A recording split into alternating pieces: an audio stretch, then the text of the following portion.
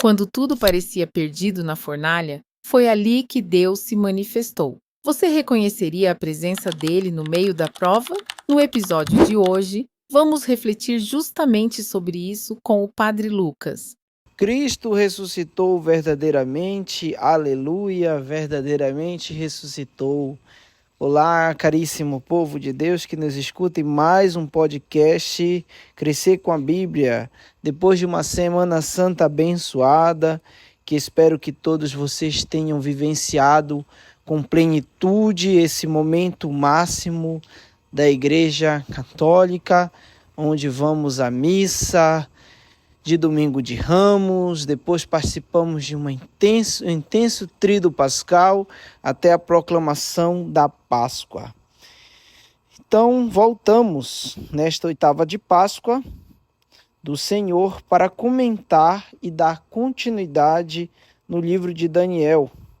Hoje comentamos o trecho de Daniel 3, 91 a 97, onde temos o reconhecimento da grandeza de Deus de Israel, a grandeza do Deus de Sidraque, Abdenago e Misaque.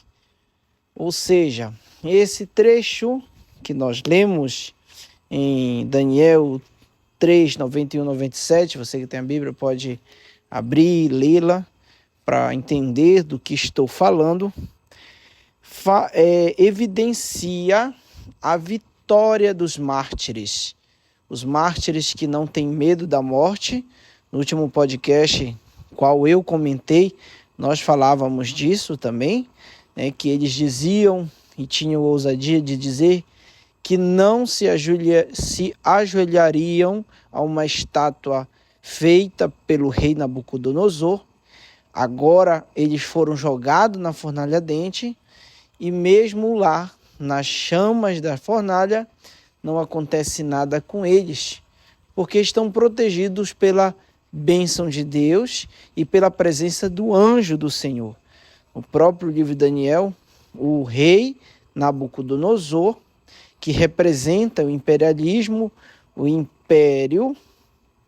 Não podemos esquecer que o contexto do livro de Daniel, apesar de falar do exílio da Babilônia, mas atesta do período de Antíoco IV, o Império Grego, que oprime severamente o povo de Israel, fazendo com que eles adorem estátuas e deuses gregos quando há uma luta. E se você quiser entender mais o contexto sobre isso, é só ler também Macabeus. Os livros de Macabeus vão falar bem sobre essa situação do conflito que existe entre o povo de Israel e o rei Antíoco IV. Então, Nabucodonosor é aquele que manda ser lançado na fornalha e agora é o que atesta que não acontece nada com eles. Nada acontece com aqueles que são protegidos por Deus. Inclusive ele diz, não foram 3 que nós lançamos na fornalha? Como é que agora vejam 4 homens livres andando no meio da fornalha ardente? Então, ele mesmo diz que é um filho de Deus, um anjo, um enviado do Altíssimo que está protegendo aqueles homens.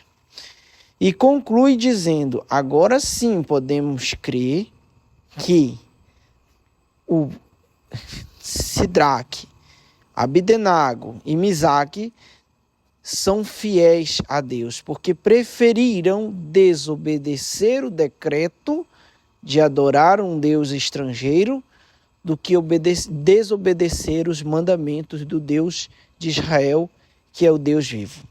Então, essa simbologia, essa linguagem de perceber, atestar que eles estão fazendo o certo, mesmo indo contra o sistema, contra o imperialismo, só revela que é o próprio sistema, a própria opressão daquele rei que está errada. que é uma lei morta, uma lei que oprime, uma lei que agride a liberdade humana. Isso também faz a gente refletir para os nossos tempos, que às vezes vão surgir leis humanas que vão fazer com que nós fiquemos sobre o pensamento: o que devo fazer? Devo continuar seguindo os mandamentos de Deus ou seguir essa lei humana? E aqui nós podemos ver várias circunstâncias de idolatria nos dias de hoje que podem ser mostrados com o testemunho dos mártires, como, por exemplo, o aborto, o divórcio. São leis humanas. Em muitos países é permitido o aborto, é permitido o divórcio, mas nem por isso Deus atesta isso como algo santo, como algo bom. Então você que quer obedecer os mandamentos de Deus, muitas vezes vai se encontrar na mesma situação que Sidraque, Misaque e Abdenago, tendo que optar em seguir o mandamento de Deus, mesmo que tenha que sofrer represálias.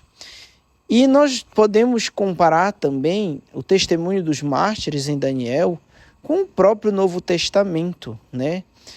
Por exemplo, no Evangelho de João, o embate de Jesus com os judeus, no capítulo 7, onde ele cura um cego de nascença, e os pais daquele cego não querem testemunhar que seu filho foi curado por Cristo, porque todo judeu que dissesse que Jesus era o Messias seria expulso da sinagoga. Então veja, é um outro contexto de perseguição. Mas o que Daniel quer nos revelar e toda a história da salvação nos mostra que se nós permanecermos fiéis a Deus, os sofrimentos podem vir, as perseguições podem acontecer, mas Ele estará conosco. Ele enviará o seu anjo. E no fim, o próprio sistema imperialista, perseguidor, as leis mortas humanas terão que reconhecer que somente Deus vivo, o Deus de Israel, o Deus de nossos pais, o Deus de Jesus Cristo, podemos atualizar para a nossa linguagem, é que pode salvar, que pode libertar e fazer com que a justiça e a paz reine no mundo.